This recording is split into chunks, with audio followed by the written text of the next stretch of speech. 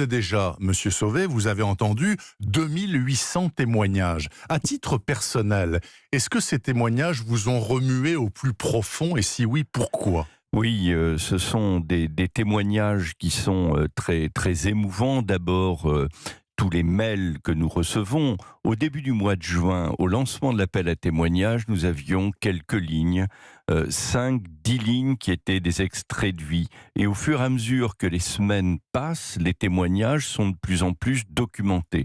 Mais au-delà de la réception des témoignages et du questionnaire précis que nous proposons aux victimes, nous faisons des auditions prolongées.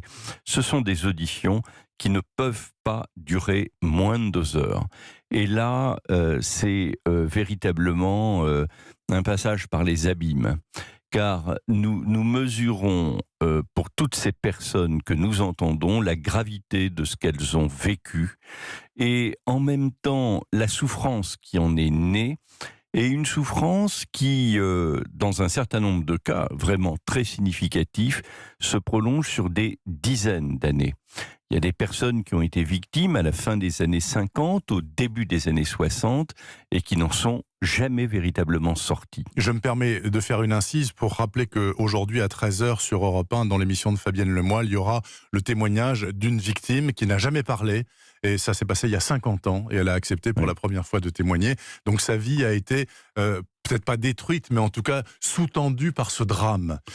Vous-même, c'est très étonnant, Monsieur Sauvé, mais les auditeurs le savent peut-être pas, avant d'être un grand commis de l'État et un haut fonctionnaire, vous avez failli être prêtre. Vous avez été élève jésuite en l'occurrence, et vous disiez, cette vie n'est pas faite pour moi. Vous n'avez pas de regrets ? Non, je n'ai pas de regrets. Au moins, j'ai, comme beaucoup de jeunes, beaucoup réfléchi, beaucoup hésité sur mon avenir. J'ai fait un premier choix. J'ai constaté que ça n'était pas ma voie. Je l'ai quitté. Et puis j'ai construit ma vie autrement et j'en ai été pleinement heureux. Donc j'ai absolument aucune espèce de regret et aucun compte à régler. Et elle se poursuit maintenant, cette vie, avec un tour de France que vous allez commencer pour recueillir d'autres témoignages. Vous en avez déjà 2800. Vous imaginez pouvoir en recueillir combien avant 2021, date du rendu de vos travaux ?